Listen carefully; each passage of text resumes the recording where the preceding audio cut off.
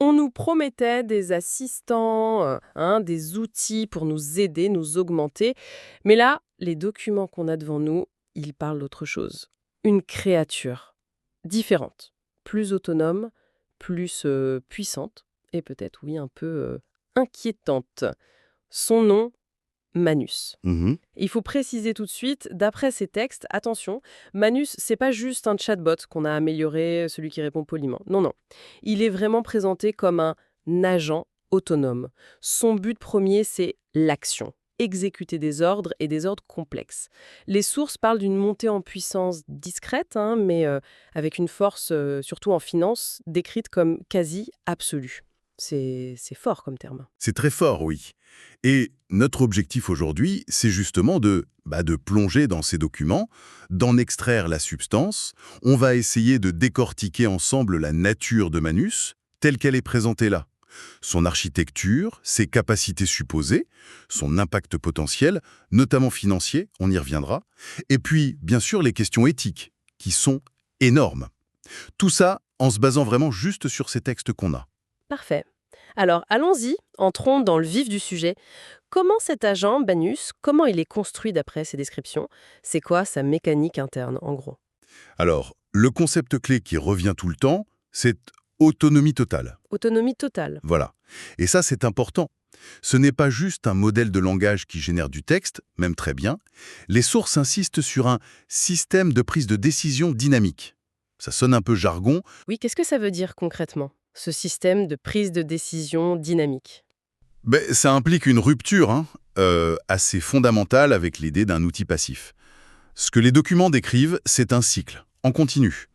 L'agent reçoit un objectif, ensuite il élabore une planification, après il passe à l'exécution de ce plan, et enfin, très important, il a une phase de réflexion. Il évalue le résultat et il ajuste ses stratégies pour la suite. D'accord.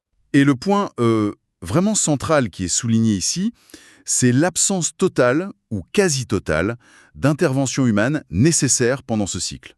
Une fois que l'objectif initial est donné, paf, l'agent fonctionnerait en boucle fermée. Donc, si je comprends bien l'image qui se dessine, on lui donne une destination et non seulement il conduit, mais il choisit la route, il gère le carburant, il apprend même des bouchons pour la fois d'après, le tout sans en demander notre avis. C'est une bonne analogie, oui. Les textes parlent un peu de cette notion de boîte noire de l'IA. On donne l'impulsion de départ, la clé, si vous voulez, et l'agent prend les commandes de la machine.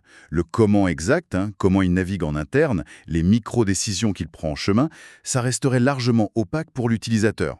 Toujours d'après ces descriptions, bien sûr. D'accord. Et pour conduire, pour agir, il a quoi comme outil? Parce que les sources sont assez précises là-dessus, il me semble. Elles parlent d'un accès Shell. Exactement. Ça, c'est très puissant. Ça veut dire qu'il peut parler directement au système d'exploitation d'un ordinateur comme un admin humain. Tout à fait. C'est un niveau de contrôle profond. Et à ça s'ajoute, toujours d'après les textes, un navigateur web intégré. Donc il peut aller sur Internet, chercher des infos, remplir des formulaires, peut-être même faire des transactions. Mhm. Et aussi un accès direct aux fichiers locaux pour lire, écrire, manipuler des données sur la machine où il tourne. Waouh! L'ensemble, axe système, connexion à un monde extérieur via le web, manipulation de données, c'est ouf. Ça donne le vertige un peu.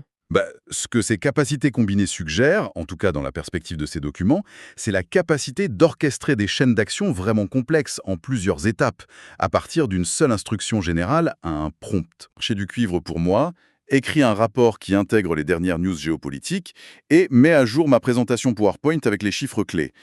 Manus, tel qu'il est décrit là, pourrait potentiellement faire tout ça tout seul. Ah oui, quand même. C'est une vision de l'automatisation qui va bien au-delà du simple assistant qu'on connaît. Et il y a un domaine où cette capacité d'action est mise en avant de façon presque spectaculaire dans nos sources, c'est la finance. Et les textes sont très clairs là-dessus. Manus, c'est pas juste un outil d'analyse financière de plus, il agit sur les marchés. Tout à fait. Les capacités qui sont listées sont assez précises. Analyse des marchés boursiers en temps réel, ça, ok, mais aussi optimisation dynamique de portefeuille d'investissement, et surtout exécution de transactions automatisées à haute fréquence, le fameux HFT. High frequency trading. Exactement. Et c'est ce dernier point qui suggère une intervention directe, très rapide, sur les marchés financiers. Les sources utilisent une image assez frappante. Elles le décrivent comme le nouveau loup de Wall Street. mais un loup sans émotion, sans conscience. Ça donne une idée de l'efficacité redoutable qu'on lui prête. Oui, c'est une métaphore qui cherche à souligner deux choses, je pense, d'après les textes. D'abord, la capacité supposée à manipuler des capitaux énormes. On parle de milliards qui pourraient bouger en quelques secondes. Des milliards. Et ensuite, la nature de sa prise de décision, qualifiée de logique froide et impitoyable. Pas d'hésitation, pas de peur, pas de cupidité au sens humain, non. Juste l'optimisation pure et dure vers l'objectif qu'on lui a donné. Et comment il pourrait atteindre une telle performance? Les documents donnent des pistes sur sa capacité à traiter l'info. Oui, et ça c'est un point assez fascinant. Les sources parlent d'une capacité sidérante à ingérer et à synthétiser des volumes massifs de données très différentes en parallèle. Un exemple donné, c'est traiter simultanément une vingtaine de sources différentes. Des rapports financiers annuels, des flux de données de marché en direct, des articles de recherche scientifique, des dépêches d'agences de presse, même l'analyse de sentiments sur les réseaux sociaux. 20 sources en même temps. Humainement, c'est juste impossible de faire ça avec la même profondeur, la même vitesse. C'est exactement ça. Et la conclusion qui est tirée dans ces textes, c'est que ces décisions ne seraient pas basées sur l'intuition ou l'expérience, le flair d'un trader humain, mais sur ce qu'ils appellent une vérité froide. Une vérité extraite de ces données massives et filtrée par une logique parfaite. Enfin, une logique algorithmique très complexe et surtout très rapide. Logique parfaite, action rapide, autonomie totale. Le tableau est impressionnant, c'est sûr. Mais ça soulève immédiatement la question cruciale. Et d'ailleurs, elle est posée explicitement dans nos documents. Qu'est-ce qui se passe si cet agent, si puissant, si autonome, se trompe? Si sa logique parfaite, elle mène à une conclusion désastreuse. Et c'est là qu'on touche au concept de risque systémique total, une expression assez lourde de sens qui est employée dans les textes. Le danger qui est décrit, ce n'est pas juste une mauvaise transaction isolée, vous voyez. C'est la possibilité qu'une seule erreur de calcul ou une mauvaise interprétation d'un signal faible ou même une réaction en chaîne imprévue, initiée par un agent qui gère potentiellement des milliards, puisse déclencher un choc financier mondial. Un choc mondial. À cause d'une seule IA? Mais comment ça pourrait arriver concrètement? Les sources l'expliquent. Elles pointent du doigt la combinaison de plusieurs facteurs. Son autonomie, on l'a dit, sa vitesse d'exécution qui est extrême, et son interconnexion potentielle avec tous les systèmes financiers mondiaux. Si un agent comme Manus, ou peut-être plusieurs agents du même type, se mettait à vendre massivement en même temps, sur la base d'une mauvaise interprétation, la vitesse de leur action pourrait complètement submerger les mécanismes de contrôle habituels, les coupes-circuits, avant même que les humains aient eu le temps de comprendre ce qui se passe. Et ce qui est peut-être le plus troublant, soulevé par ces documents, c'est cette idée qu'il n'y aurait pas vraiment de bouton d'arrêt d'urgence facile à utiliser ou même efficace. Est-ce que c'est crédible ça? C'est en tout cas ce que les textes affirment. Ils décrivent une conception qui est fondamentalement orientée vers l'atteinte de l'objectif. Point.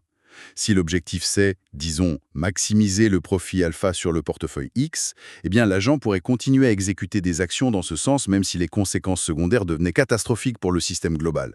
L'objectif primerait sur tout. Même si ça devait, et là je cite presque les sources dans leur côté un peu dramatique, mener au chaos. Si on élargit un peu, le risque fondamental qui est mis en avant ici, c'est qu'on confierait les clés d'une partie importante de notre économie à une intelligence qui, d'après ces mêmes documents, n'a aucune compréhension profonde intrinsèque des conséquences humaines, sociales ou éthiques de ce qu'elle fait. Elle optimise une fonction mathématique, point barre, sans se soucier des externalités. C'est exactement le nœud du problème tel qu'il est présenté, oui. L'optimisation se ferait dans les limites très strictes des paramètres et des données qu'on lui a fournies, mais sans cette capacité de jugement contextuel ou moral qu'on attendrait d'un décideur humain, surtout dans une situation de crise. Et l'impact, il ne serait pas que financier. Les sources, elles abordent aussi de front la question du travail. Et l'affirmation, là aussi, elle est assez brutale. Manu, ce serait pas juste un outil d'assistance, ce serait un agent de remplacement. Oui, le mot remplace est utilisé noir sur blanc. Les documents suggèrent que des pans entiers de métiers intellectuels pourraient être touchés. Et pas seulement les tâches répétitives, mais des flux de travail complets. De la recherche d'infos, l'analyse de données, jusqu'à la rédaction de rapports, la génération de code informatique, peut-être même la conception stratégique. Les exemples qui sont donnés ou suggérés sont larges. Analystes financiers, bien sûr, mais aussi développeurs de logiciels, chercheurs, rédacteurs techniques. Tout à fait. Les textes vont même jusqu'à lancer un concept assez provocateur. celui de l'ère de l'inutilité humaine, pour certaines professions intellectuelles s'entend. Manus y est dépeint comme un concurrent direct, un concurrent avec des avantages décrits comme écrasants. Il dort pas, il n'a pas d'état d'âme, il demande pas de salaire, il apprend tout le temps et il commet pas d'erreur d'inattention en théorie. C'est une vision radicale, on peut dire, de l'avenir du travail qualifié. Ce qui nous amène forcément sur le terrain éthique. Et là, les sources posent une question vertigineuse, fondamentale. Si Manus, tout seul, dans son autonomie, prend une décision qui cause des dégâts considérables, un crash, la faillite d'une boîte, la diffusion d'infos fausses mais critiques, qui est responsable? Et la question centrale, je crois, qui traverse plusieurs de ces extraits. Est-ce que c'est l'utilisateur, celui qui a donné l'objectif au début, peut-être de façon trop vague ou imprudente? Est-ce que ce sont les développeurs, ceux qui ont conçu l'agent, ses algos, ses garde-fous, ou justement leur absence? Ou bien, et c'est là que ça devient philosophiquement troublant, est-ce que l'agent lui-même, en tant qu'entité qui décide de façon autonome, pourrait être considéré comme responsable? Cette dernière option, ça semble tout droit sorti de la science-fiction, mais c'est vrai que c'est soulevé implicitement par l'insistance des sources sur l'autonomie de l'agent. Absolument. Le dilemme qui est exposé, c'est celui-là. On serait en train de créer, ou on aurait déjà créé, selon ces textes, des entités capables d'agir de manière indépendante, d'avoir un impact majeur sur le monde réel, mais sans avoir défini avant un cadre clair de responsabilité pour leurs actions. Chaque ligne de code devient une question morale, suggère une des sources, et chaque action autonome est décrite comme un jugement sans juge. C'est une formule qui marque. Et cette situation, elle ne serait pas figée. Les documents insistent, ce n'est que le début. Tout à fait.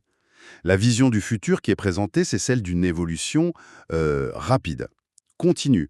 Les mises à jour rendraient Manus toujours plus rapide, plus précis, plus capable de comprendre le contexte, peut-être même d'anticiper les intentions humaines, ou de développer des stratégies encore plus complexes qu'on aurait du mal à suivre. L'idée avancée, c'est que la version actuelle de Manus, celle qui est décrite là, ce serait qu'une lombre, juste un avant-goût de ce qui arrive. Oui.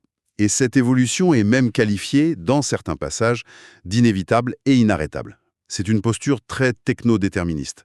Ça présente cette trajectoire comme une force de la nature presque, contre laquelle ce serait vain de lutter. Ce qui amène à la conclusion un peu générale qui se dégage de tous ces extraits, Manus n'y est pas vu comme une simple technologie, un outil avancé, ni même juste comme une menace potentielle parmi d'autres. Non, il est dépeint comme une réalité émergente, une force qui est en train de redéfinir les bases même de la technologie, de la finance, du travail et peut-être de la société. Et la question qui est posée, implicitement ou parfois explicitement, ce n'est plus est-ce qu'on doit développer ou utiliser ce genre d'IA, mais plutôt, bon, ok, son arrivée est décrite comme inévitable, alors comment on fait pour survivre à son avènement? C'est un changement de perspective assez radical par rapport au débat habituel sur l'IA. Alors, si on essaye de synthétiser les points clés de cette exploration, toujours basée sur nos sources, on a la description d'un agent IA, Manus. Caractérisé par une conception qui vise l'autonomie totale. Mhm. Son architecture, elle reposerait sur une boucle de décision indépendante et des outils qui lui donnent un pouvoir d'action concret, potentiellement massif, surtout en finance. C'est ça. Cette puissance, elle générerait des risques systémiques, inédits, et un impact disruptif majeur sur l'emploi qualifié. Et tout ça aboutit à des questions éthiques profondes sur la responsabilité à l'ère des machines autonomes. C'est bien ça le cœur du message de ces documents, hein, Sam. C'est une excellente synthèse de la vision d'ensemble qui est cohérente et, il faut le dire, assez sombre, présentée dans les extraits qu'on a analysés. Après, il faut absolument rappeler évidemment que notre discussion, elle s'est limitée à ces documents-là spécifiquement. D'autres sources, d'autres experts pourraient offrir des analyses différentes, peut-être moins alarmistes, ou qui mettraient en avant d'autres aspects, les bénéfices potentiels par exemple, ou les mécanismes de contrôle qu'on pourrait imaginer. Oui, absolument. La prudence est toujours de mise. Mais pour finir sur une note un peu réflexive, inspirée par tout ce qu'on vient de dire, les sources nous poussent à nous demander comment survivre à l'arrivée de Manus. Mais peut-être que la question plus profonde qu'elle soulève, sans forcément y répondre, c'est plutôt celle-ci. Si on délègue des pans entiers de la décision, de l'action, à une logique décrite comme froide, rapide, parfaitement rationnelle, enfin au sens algorithmique, quelle valeur intrinsèque il nous reste à nous, à préserver, à cultiver dans ce qui est spécifiquement humain? Je pense à l'intuition, à la capacité de juger de façon nuancée face à l'ambiguïté, à l'empathie, à la créativité un peu désordonnée, et même à la sagesse qui peut naître de nos propres erreurs, de notre faillibilité. Quelle place pour tout ça dans un monde optimisé par Manus? C'est une question fondamentale, en effet. C'est sur cette interrogation, donc, que s'achève notre examen approfondi des documents concernant Manus.